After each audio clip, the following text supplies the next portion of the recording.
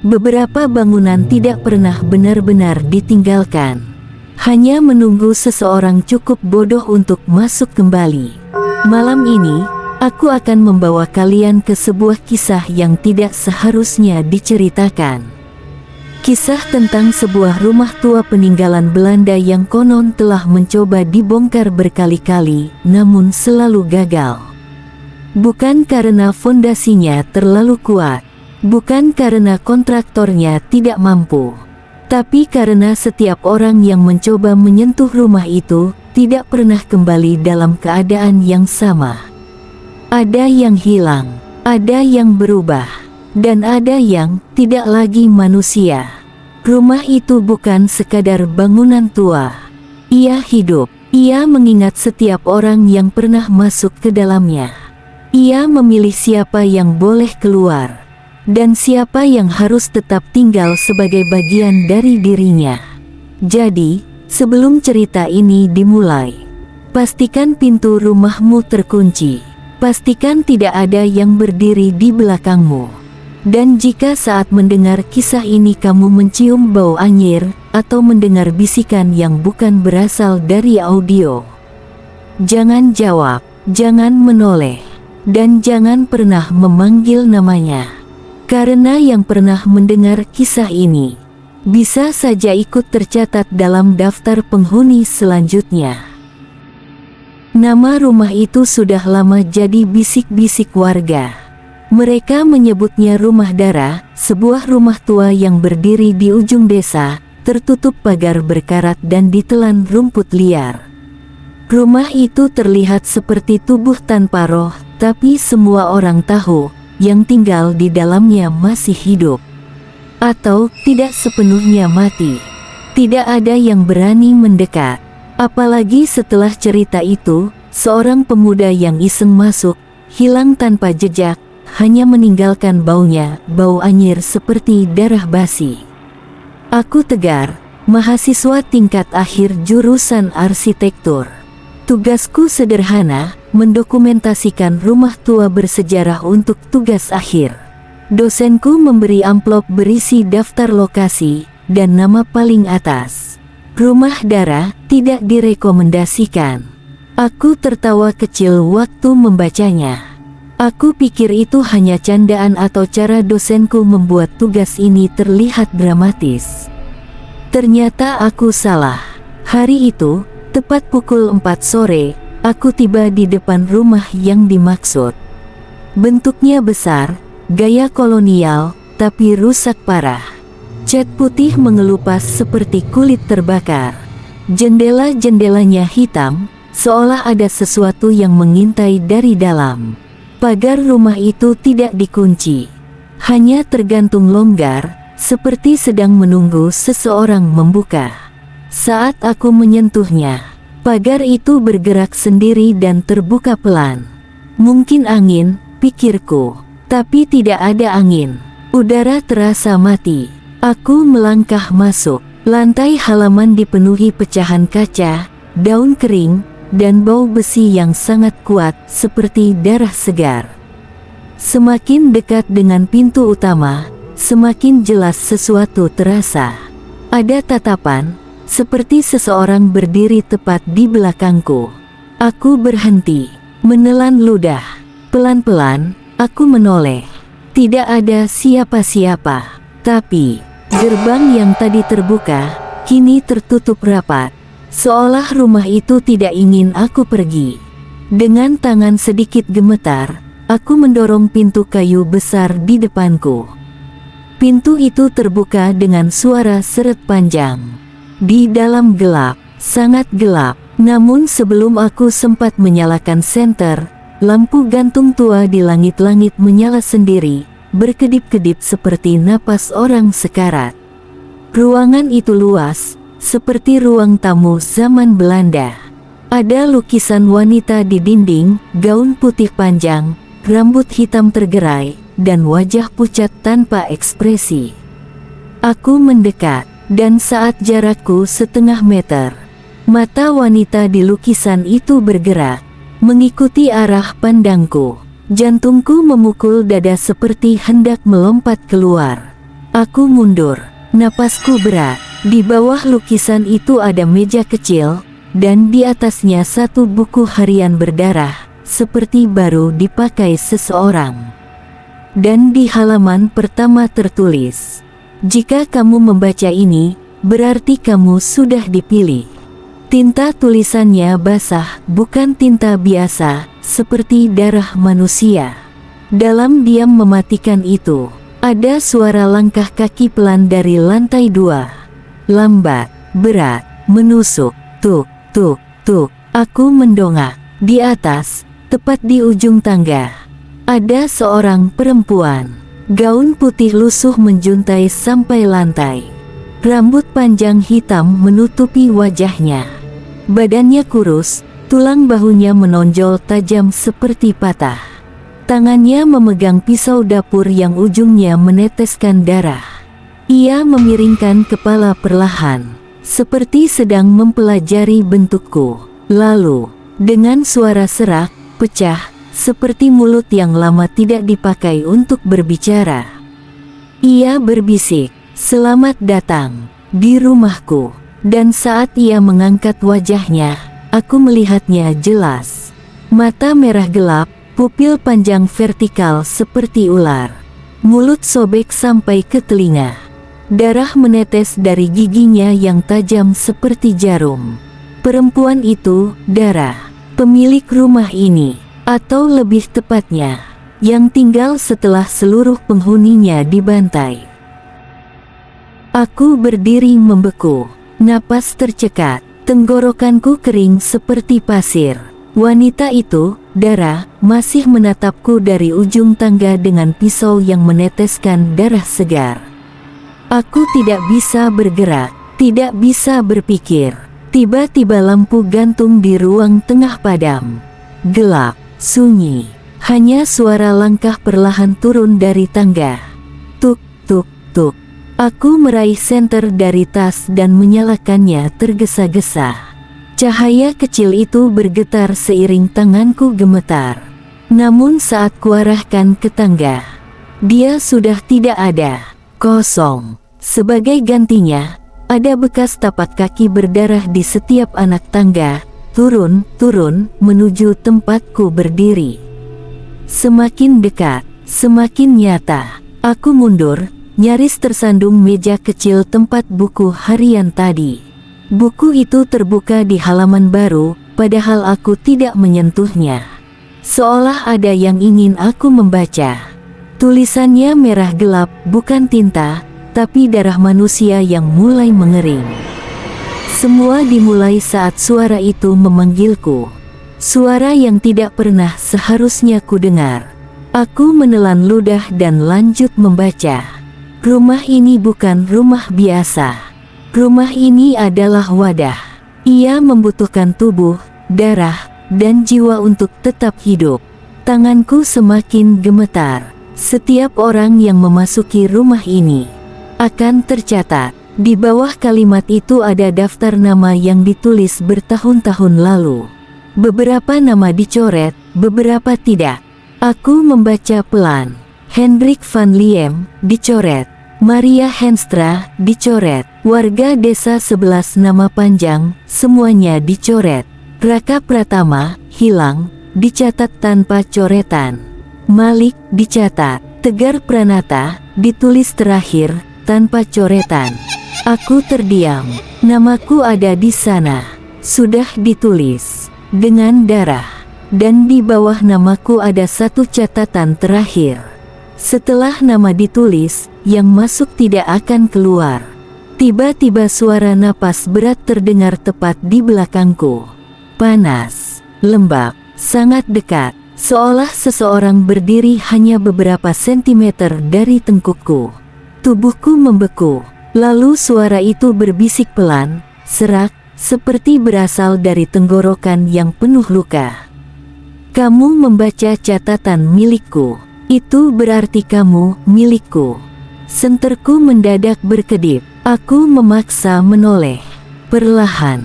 Dan saat cahaya stabil, aku melihat sosok itu. Wajahnya dekat sekali, hanya satu jengkal dari wajahku.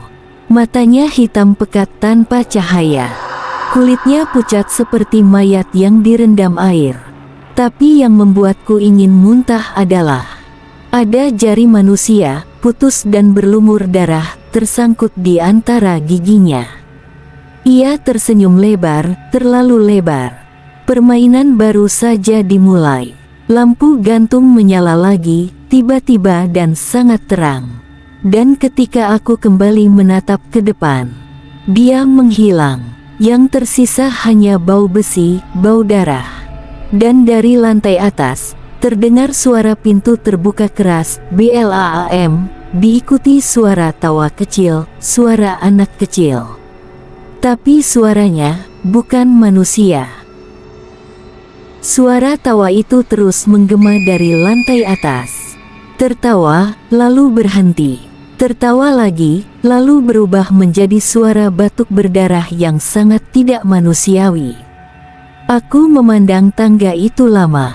Naluri berkata jangan. Tapi rasa penasaran dan ketakutan justru menyeret kakiku naik. Setiap langkah terasa lebih berat. Seolah ada tangan tak terlihat menarikku ke bawah. Tangga tua itu berderit pelan. Krek, krek. Udara di lantai 2 lebih dingin, seperti masuk ke ruang bawah tanah yang lembab. Ada 3 pintu di lorong itu. Namun hanya satu pintu yang berbeda. Pintunya berwarna hitam kelam, penuh ukiran simbol yang terlihat seperti huruf tua. Ada bekas goresan kuku di permukaannya, panjang, dalam, dan masih ada serpihan kulit yang menempel.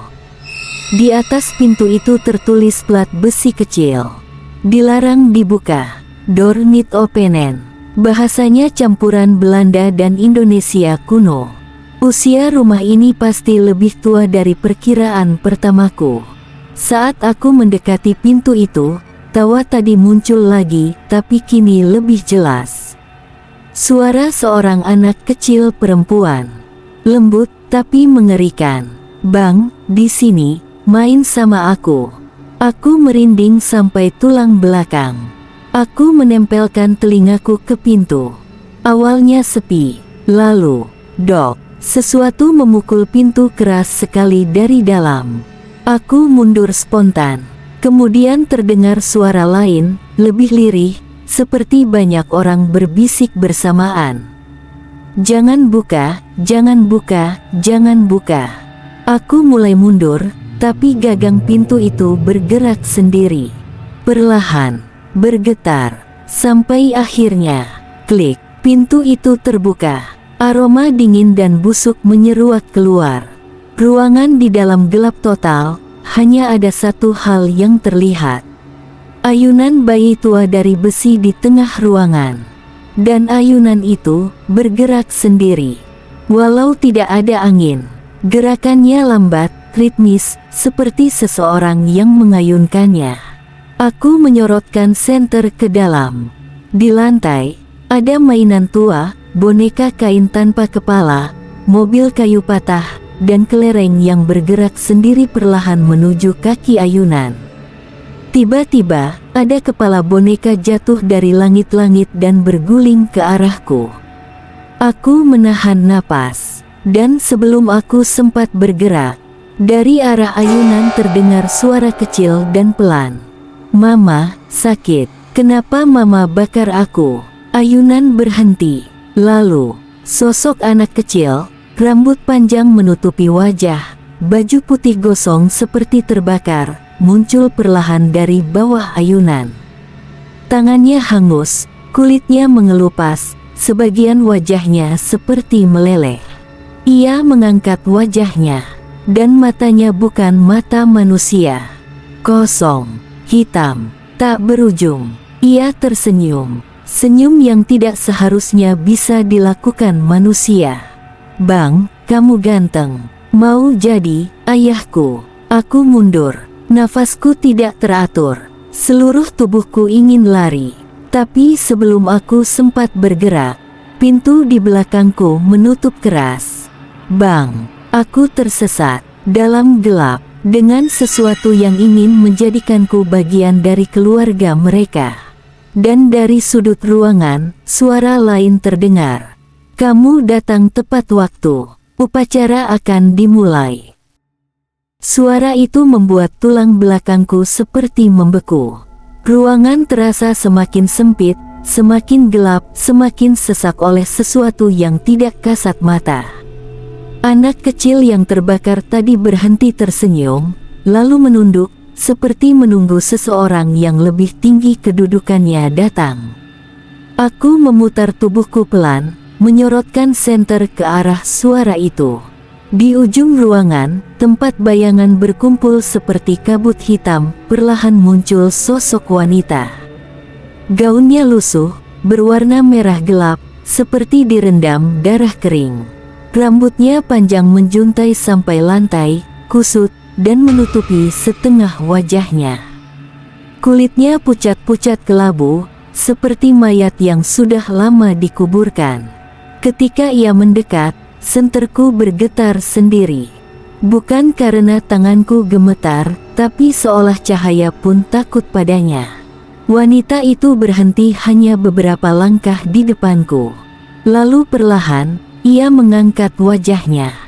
Setengah wajahnya masih cantik, simetris, seperti bangsawan Belanda. Tapi sisi lainnya, hangus, meleleh, dan hitam seperti daging terbakar. Itu wajah Dara. Ia membuka mulutnya. Namun suaranya bukan sekadar suara manusia. Ada gema, jeritan, bisikan, dan suara derit tulang menyertainya. "Kamu membaca namamu di buku itu. Itu berarti kamu tidak datang sebagai tamu." Ia mendekat, jarak tinggal 1 langkah. Matanya menatapku, mata itu kosong, namun terasa seperti menyelidiki seluruh ingatan, seluruh ketakutanku. Tapi sebagai persembahan, dadaku serasa diremas. Aku memaksa napas keluar. Persembahan, untuk apa? Suaraku bergetar. Ia tersenyum miring, senyum yang begitu lebar sampai robekan di pipinya terbuka makin dalam.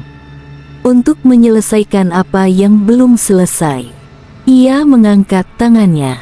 Tiba-tiba, lantai ruang itu retak perlahan. Cahaya merah menyala dari bawah, seperti bara api neraka. Dari rekahan itu muncul bau busuk, bau daging terbakar bercampur darah dan tanah basah.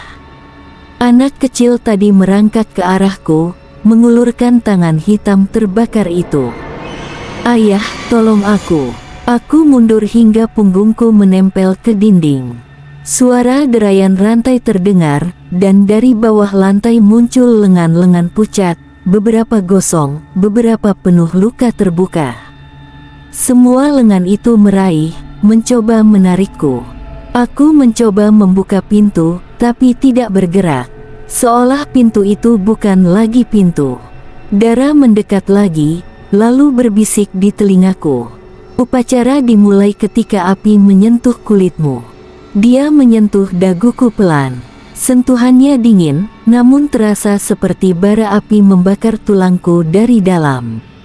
Aku mencoba berteriak, tapi suara tercekat. Lalu dari bawah lantai muncul suara tangisan puluhan orang, menyatu seperti paduan suara neraka. "Satu lagi, satu lagi, satu lagi." Dara mengangkat tangannya dan gerakkan jari seperti memberi perintah. Dan saat itu, lengan-lengan dari bawah berhasil menarik kakiku. Aku jatuh terseret, berusaha mencengkeram lantai, kuku tanganku terkelupas. Api merah itu semakin dekat. Aku menendang, meronta, berusaha bangkit. Tapi semakin aku melawan, genggamannya semakin kuat. Sementara itu, Dara hanya menatapku dan tersenyum. Aku berusaha menendang, meronta, memukul, tapi genggaman tangan-tangan pucat itu semakin kuat, semakin banyak, semakin ganas. Suara mereka bercampur antara ratapan, tawa, dan bisikan mengerikan. "Turun, turun, turun, kamu milik kami." Api merah dari retakan lantai semakin mendekat ke tubuhku. Bau daging terbakar seolah sudah menempel di kulitku meski api belum menyentuhku. Aku menjerit sekeras mungkin. "Hosti toko horor, tolong!" Tapi suara itu terasa tenggelam, seperti hilang sebelum sempat keluar dari tenggorokan. Dara berdiri tepat di depanku, wajahnya dekat sekali. Ia memiringkan kepalanya seperti sedang menikmati musik yang indah. "Jeritannya bagus," katanya lembut. "Mereka menyukainya." Aku menggenggam lantai dengan erat. Kuku-kuku tanganku berdarah karena mencakar kayu tua itu, tapi aku tidak peduli, hanya satu hal di pikiranku, keluar. Perlahan, dengan sisa tenaga terakhir, aku berhasil menarik kaki kiriku dari tangan-tangan itu. Tapi sebelum aku bisa bangkit, sesuatu menarik senterku. Cahaya yang tadinya menyorot ke lantai kini bergerak sendiri, mengarah ke langit-langit ruangan. Dan aku membeku. Di atas, menempel terbalik di langit-langit seperti laba-laba, ada sosok wanita tanpa rahang bawah. Matanya besar, kosong, tanpa kelopak. Lidahnya panjang menjuntai sampai dada, bergerak seperti ular lapar. Ketika cahaya senter menyentuh wajahnya, ia mulai tersenyum. Tanpa rahang, namun kulit pipinya terangkat. Matanya membesar, bahunya bergerak seperti sedang tertawa. Tapi suara yang keluar hanyalah suara itu menggema di seluruh ruangan. Aku memundurkan tubuh, namun tangan-tangan itu kembali menarik kakiku ke arah api. Panasnya kini sudah terasa seperti menyengat tulang. Aku mencoba meraih pintu lagi, tetap tidak bergerak. Dara melangkah mendekat. Gaunnya seolah bergelombang seperti daging hidup. Ia menunduk dan berbisik, "Kamu hanya punya dua pilihan." Dia mengangkat satu jari, "Menjadi bagian dari rumah." Lalu satu jari lagi, "Atau menjadi makanan bagi mereka." Tangannya yang pucat perlahan menyentuh wajahku. Kulitku terasa seperti terbakar es dan api sekaligus. Anak kecil gosong itu kini berdiri di samping Dara, memandangi aku dengan kepala miring, mata hitam bulat penuh emosi yang tidak bisa kutafsirkan. Ia mengangkat boneka kain tanpa kepala itu dan berkata pelan, "Ayah, jangan pergi." Aku menutup mata, memaksa otakku berpikir meski rasa sakit dan takut hampir mematikanku. Lalu aku teringat, buku itu. Buku harian berdarah dengan nama-nama. Jika namaku ditulis di sana, mungkin aku bisa menghapusnya. Itu satu-satunya kemungkinan. Dengan seluruh keberanian yang tersisa, aku membuka mata, menatap Dara dan menggeram. Aku belum selesai. Dia berhenti. Semua suara berhenti. Anak kecil itu berhenti bergerak. Wanita tanpa rahang di langit-langit berhenti bergetar. Dara melangkah satu langkah mundur. Matanya memicing, dan ia berbisik dengan nada dingin, "Kamu memilih bertarung." Tepat setelah kalimat itu diucapkan, semua lampu di rumah itu padam. Ruangan kembali gelap total, dan suara langkah kaki berjalan pelan mengelilingiku. Tidak hanya satu, tidak hanya dua, tapi banyak sekali. Lalu, permainan dimulai. Gelap, bukan gelap biasa, ini gelap yang terasa hidup. Seolah ada ribuan mata mengintai di balik bayangan. Napas di sekitarku terdengar perlahan, berlapis, dan berbeda-beda. Ada suara napas berat laki-laki, napas kecil seperti anak bayi, dan napas panjang, serak, seperti seseorang tanpa tenggorokan. Aku berdiri perlahan, menahan gemetar di seluruh tubuh. Aku tidak bisa melihat apapun, tapi aku tahu satu hal. Mereka semua mengelilingiku. Tiba-tiba, sesuatu menyentuh bahuku. Jari panjang, dingin, kurang satu ruas. Aku menahan rasa ingin berteriak, tapi diam adalah satu-satunya perlindungan yang kupunya. Lalu, cahaya kecil, seperti korek api, muncul di tengah ruangan. Cahayanya samar, tapi cukup untuk membuat satu objek terlihat di lantai. Buku harian berdarah itu. Buku itu terbuka sendiri, lembarannya bergerak perlahan, seperti ada angin yang tidak kurasakan. Halaman kosong. Lalu tulisan mulai muncul satu persatu. Bukan ditulis oleh pena, tapi seolah daging dan darah tumbuh dari kertas. Tulisan itu berkata, "Jika ingin keluar, hapus namamu.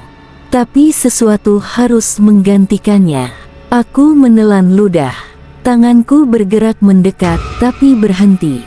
Karena di halaman berikutnya, muncul tulisan baru.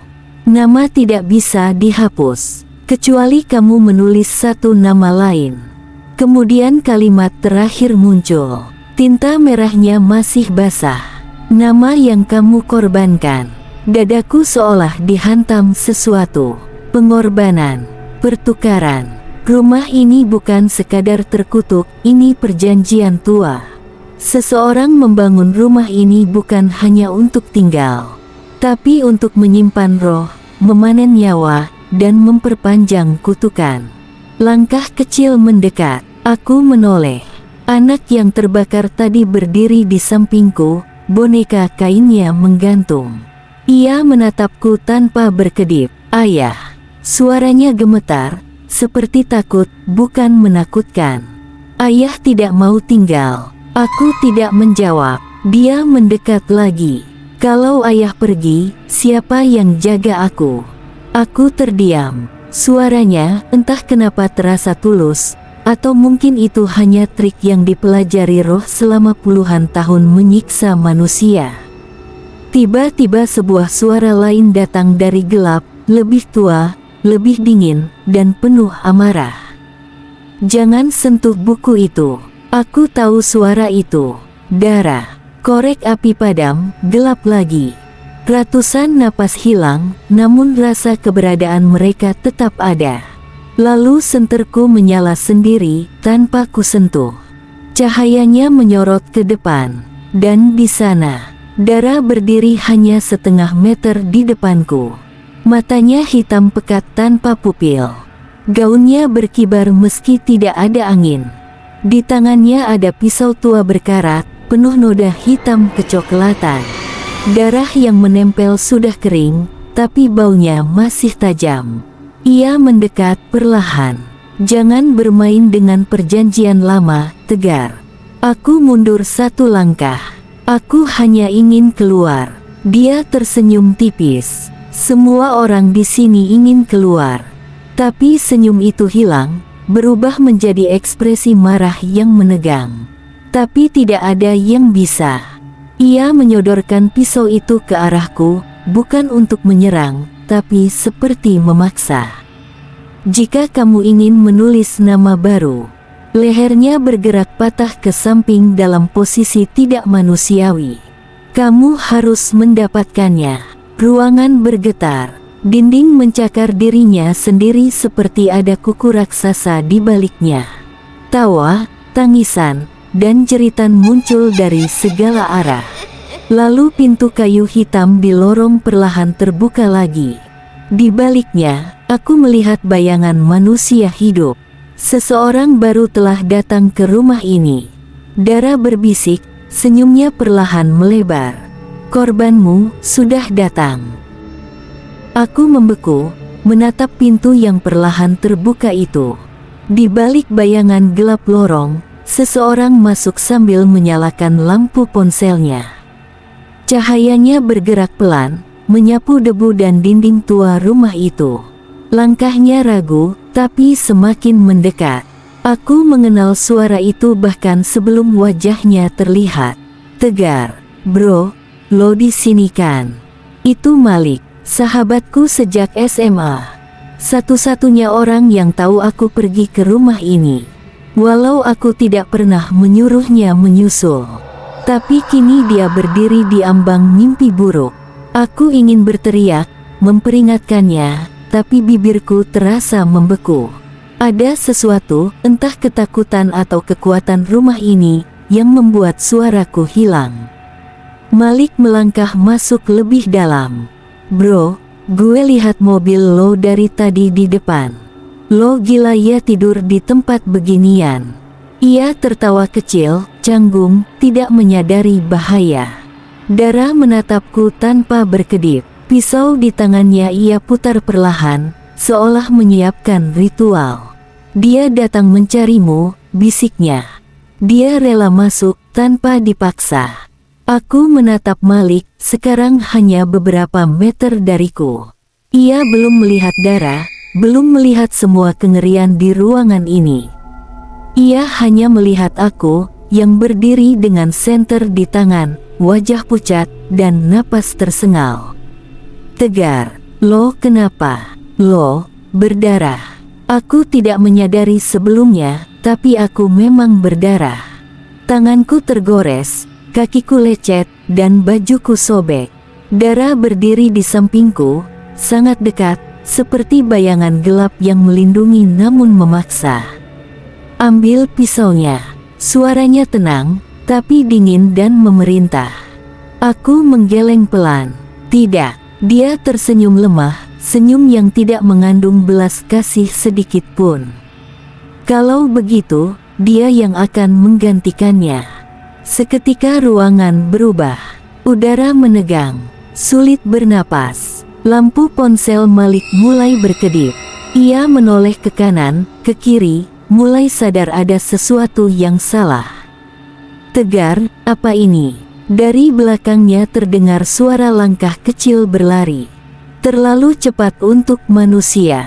Terlalu ringan untuk orang dewasa. Malik menoleh, tapi terlambat. Sosok anak perempuan gosong itu muncul dari kegelapan dan memegang pergelangan tangannya.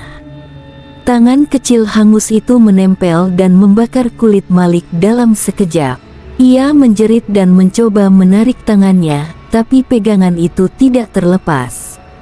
Bau daging terbakar memenuhi ruangan. Aku bergerak spontan. Lepaskan dia. Dengan sisa tenaga, aku menarik tubuh Malik menjauh. Anak itu terlempar ke belakang, tapi tidak terjatuh. Ia hanya berdiri diam, kepala miring, menatap kami. Ayah, kenapa pilih dia? Dara melangkah mendekatinya, mengusap rambut gosong itu seperti seorang ibu menghibur anak. Karena manusia selalu takut kehilangan, katanya lembut. Lebih dari mereka takut mati. Malik memegang tangannya, kulitnya melepuh, membengkak, dan hitam di beberapa bagian. Ia memandangku ketakutan. Tegar, apa yang terjadi di sini? Aku menatapnya, mata kami bertemu. Aku tahu arti tatapan itu. Dia percaya padaku. Dia mengandalkanku. Dia datang untuk menyelamatkanku. Dan sekarang, rumah ini ingin menjadikannya tumbal. Dara mengangkat daguku dengan ujung pisau. Tulis namanya di buku, dan kamu bebas. Aku menutup mata. Napas pendek, dada sesak. Malik menatapku, bingung, takut, tapi tetap menunggu jawabanku. Tiba-tiba ruangan bergetar keras. Dinding retak, lantai berdenyut seperti jantung. Dan dari arah gelap terdengar suara-suara lain. Lebih banyak, lebih tua, lebih lapar. Waktunya habis. Dara berbisik, rumah harus memilih. Lampu padam total. Lalu terdengar satu kalimat dari belakangku, suara Malik parau dan gemetar. Tegar, jangan tinggalkan gue. Gelap, bukan sekadar gelap, tapi gelap yang menelan cahaya, suara, dan harapan. Aku hanya bisa mendengar napasku sendiri yang pendek dan tercekik. Suara Malik juga terdengar, tapi seperti berasal dari jauh, padahal dia tepat di sampingku. Tegar, gue nggak mau mati di sini. Tiba-tiba lampu ponselku menyala sendiri. Cahayanya redup, goyah, tapi cukup untuk menampakkan sesuatu. Buku itu ada di lantai, tepat di depanku. Halamannya terbuka pada baris kosong. Pena hitam berada tepat di atasnya, seperti menunggu. Dara muncul di sisi kiri, wajahnya sekarang tidak lagi seperti manusia. Kulitnya abu-abu pucat, retak seperti tanah kering, matanya merah menyala seperti bara. "Satu nama," bisiknya. "Cukup satu nama, dan pintu akan terbuka." Aku menatap Malik, kulit tangannya semakin menghitam. Uratnya menonjol seperti akar tua yang menggeliat di bawah daging. Ia memegang lenganku. "Tegar, jangan tulis nama gue mohon." Anak perempuan gosong itu berdiri di belakang Malik, memegang ujung baju dan tersenyum, senyum bengkok dan tak natural. "Ayah tidak pernah memilih kami," suaranya serak, patah-patah. "Sekarang giliranmu memilih." Rumah mulai mengerang. Bunyi derit datang dari dinding, retakan membelah tembok, dan dari dalam retakan itu muncul tangan-tangan hitam seperti akar yang mencoba keluar. Pintu depan, yang sebelumnya terkunci, perlahan terbuka sedikit, hanya celah, tapi cukup untuk terlihat. Di luar ada cahaya. Itu jalan keluar. Tapi pintu itu tidak akan terbuka sepenuhnya sampai satu nama tertulis. Malik menarik lenganku lebih kuat. "Lo temen gue, Tek. Kita bisa keluar. Ada cara lain." "Gue yakin, ada cara lain." Dara menunduk ke telingaku. Suara nafasnya seperti angin dari liang kubur. "Tidak ada cara lain. Yang ada hanya harga."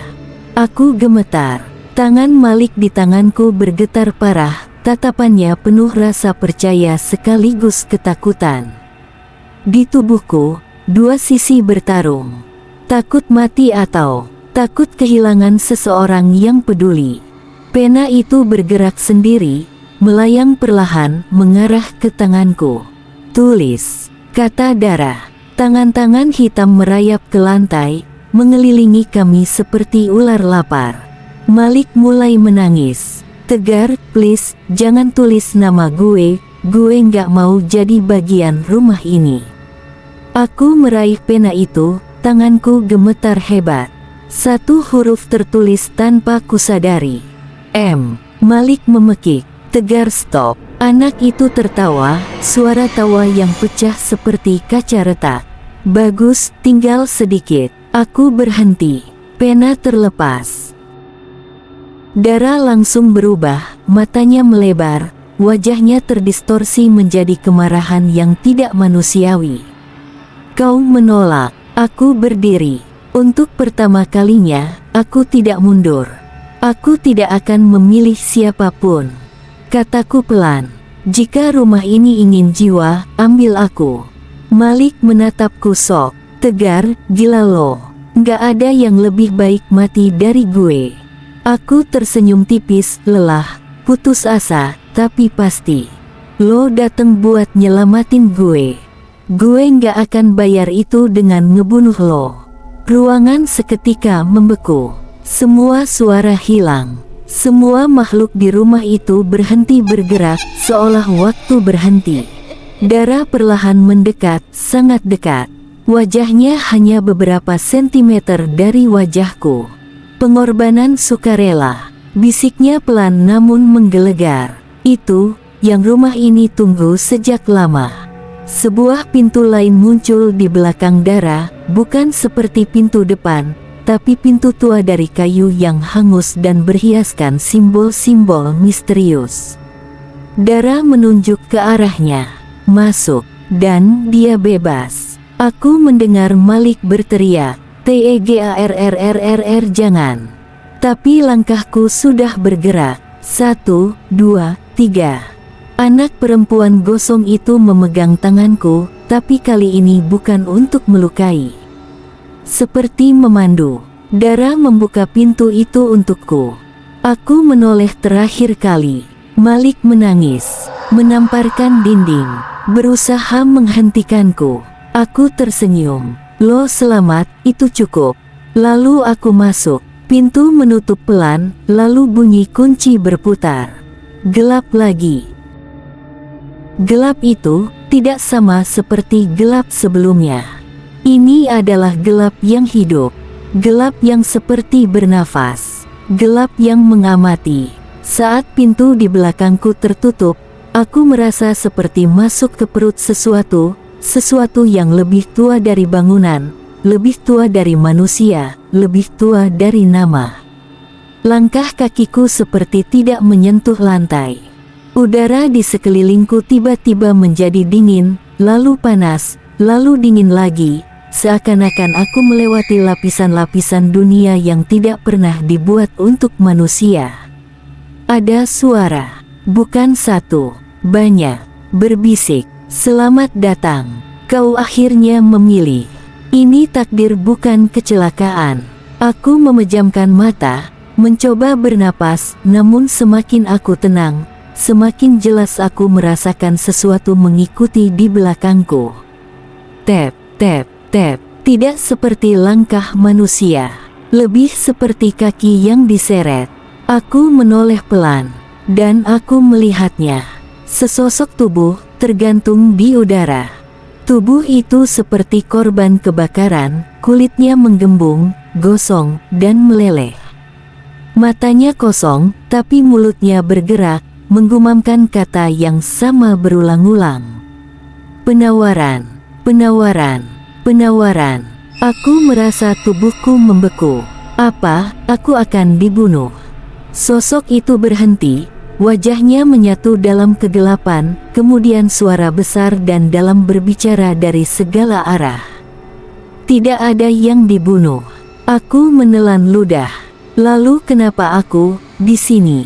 Suara itu tertawa pelan, suara yang membuat tulangku bergetar. Karena kamu bukan korban. Kamu pengganti. Sebuah cahaya samar muncul di depanku, seperti lampu kuning tua yang redup. Di bawah cahaya itu, ada kursi kayu. Bukan kursi biasa. Kursi ini terikat dengan rantai berkarat, dan di sandarannya terukir simbol aneh, lingkaran dengan garis yang tidak pernah putus. Sebuah buku besar tergeletak di atas meja pendampingnya. Halamannya terbuka pada tulisan berbahasa Belanda kuno. Aku mendekat. Tulisan itu terbaca, "Hier rust de bewaker van het huis." Di sini duduk penjaga rumah ini. Jantungku berdetak keras. Penjaga? Siapa? Suara itu menjawab, "Sekarang, kamu." Aku menegakkan tubuh, marah, takut, bingung. Tidak, aku tidak mau jadi bagian rumah ini. Tawa itu terdengar lagi, lebih keras, lebih dalam. Kau sudah memilih. Pengorbanan sukarela tidak bisa dibatalkan. Tiba-tiba tangan-tangan hitam meraih pergelangan kakiku dan menarikku ke kursi. Aku berusaha menendang, tapi tangan itu semakin kuat, semakin banyak. Mereka memegang bahuku, punggungku, kepalaku. Mereka memaksa aku duduk. Rantainya bergerak sendiri, seperti ular, melilit pergelangan tangan dan kakiku, lalu mengunci dengan bunyi logam tajam. "KRAKK." Aku berteriak, "Malik, tolong." Tapi tidak ada suara yang kembali. Tidak ada pintu. Tidak ada jalan keluar. Hanya kursi, aku, dan rumah yang sekarang seolah bernafas melalui dindingnya. Darah muncul perlahan dari kegelapan. Wajahnya sudah tidak menyeramkan seperti sebelumnya, justru tenang. Seperti seseorang yang sudah menerima sesuatu sejak lama. "Terima kasih," katanya pelan. "Rumah ini akhirnya punya penjaga baru." Air mataku mulai keluar. Jadi aku akan tinggal di sini selamanya. Dara mengangguk. Tidak selamanya, hanya sampai ada orang lain yang memilih hal yang sama seperti kamu. Aku membeku. Sampai seseorang mengorbankan diri. Dia tersenyum. Senyum sedih, atau senyum puas. Aku tidak tahu. Dia membisikkan kalimat terakhir sebelum lenyap dalam kegelapan. "Sekarang, rumah ini milikmu." Lampu terakhir padam. Dan aku sendiri dalam kegelapan yang tidak pernah tidur. Aku tidak tahu berapa lama aku duduk di kursi itu. Tidak ada cahaya, tidak ada waktu, tidak ada batas antara mimpi dan kenyataan. Kadang aku mendengar langkah kaki, kadang tangisan, kadang suara yang tertawa tepat di telingaku. Namun semakin lama, semakin jelas satu hal. Aku mulai mendengar rumah ini berbicara. Bukan bisikan, bukan suara hantu, tapi rumah itu sendiri, dindingnya, lantainya, udara di dalamnya. Ia berkata satu hal berulang-ulang. Tunggu. Tunggu apa? Tunggu siapa? Jawabannya datang saat aku mendengar pintu depan rumah terbuka. Suara berderit tua menggema ke seluruh ruangan gelap tempat aku terperangkap. Langkah kaki masuk, pelan, ragu-ragu, seperti seseorang sedang mencari keberanian. Lalu suara laki-laki terdengar. Halo, ada orang. Aku mengenali suara itu. Malik. Jantungku, atau sisa dari apapun yang masih terasa seperti jantung, bergetar.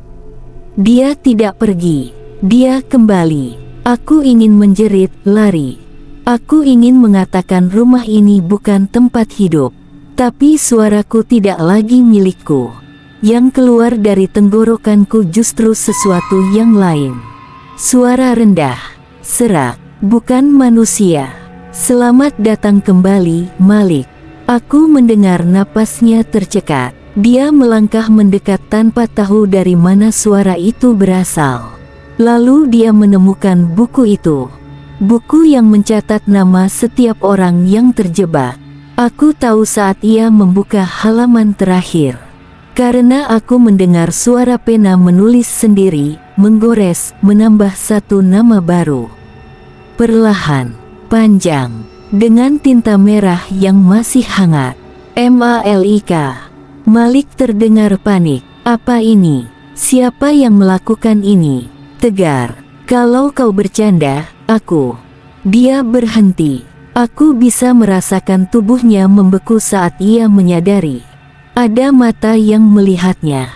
Ada sesuatu berdiri di belakangnya. Dan itu bukan aku. Rumah itu bergerak. Udara mengeras, semua pintu mengunci. Tawa Dara terdengar lagi, jauh, tapi dekat, seperti berasal dari dalam pikiranku. Sekarang kau tidak sendirian lagi. Aku ingin menutup mata, tapi aku tidak bisa. Aku ingin menoleh, tapi rantainya tidak mengizinkan. Yang bisa kulakukan hanyalah mendengar saat Malik mulai berlari, dan tangan-tangan gelap yang sama menyeretnya ke dalam kegelapan tempat aku dulu jatuh. Jeritannya menggema, pendek, karena rumah tidak suka jeritan panjang. Lalu, sunyi, sangat sunyi. Beberapa menit kemudian, langkah kaki pelan mendekat ke tempatku. Aku melihat sosok itu perlahan muncul melalui gelap. Bukan Malik, bukan Dara. Bukan mayat yang menggantung, tapi diriku sendiri, versiku yang dulu, versi yang masih manusia. Dia berdiri tepat di depanku, menatap kursi tempat aku terikat. Aku akhirnya mengerti, ritual itu bukan hanya perangkap. Ritual itu adalah siklus, pengganti, penjaga lama hilang, penjaga baru mengambil tempat. Versiku yang manusia tersenyum pelan, lalu berkata lembut, "Sekarang, istirahatlah." Rantai di kursiku melepas sendiri. Tubuhku jatuh ke lantai, tapi tidak sakit, karena aku bukan lagi tubuh. Aku adalah bayangan. Rumah bergetar pelan, seperti memberi salam padaku. Aku merasakan pintu yang dulu tertutup kini terbuka. Dan aku tahu tugas baruku, menjaga, menunggu, mengundang, karena rumah ini tidak pernah selesai mencari penghuni baru. Dan aku, kini bagian darinya. Selamanya. Dan itulah, akhir dari kisah rumah itu. Atau setidaknya, akhir bagi mereka yang masih hidup. Karena sampai hari ini, rumah tua itu masih berdiri. Masih tertutup debu, masih dikelilingi pohon tua. Dan masih menunggu. Bukan menunggu waktu, bukan menunggu kehancuran, tapi menunggu pengganti berikutnya. Rumah seperti itu tidak pernah benar-benar kosong. Ia menyimpan suara, langkah kaki, tangisan, dan nama-nama yang pernah masuk ke dalamnya. Satu persatu, beberapa orang yang mendengar kisah ini mungkin akan menganggapnya legenda, mitologi, cerita untuk menakut-nakuti anak kecil. Tapi, jika malam ini kamu merasa seperti ada bayangan yang mengikuti gerakanmu, jika kamu mendengar ketukan kecil di dinding, atau suara langkah pelan padahal tidak ada siapa-siapa, jika kamu merasa rumahmu lebih dingin dari biasanya, maka jangan panik, karena mungkin itu hanya Dia yang memastikan namamu sudah dicatat.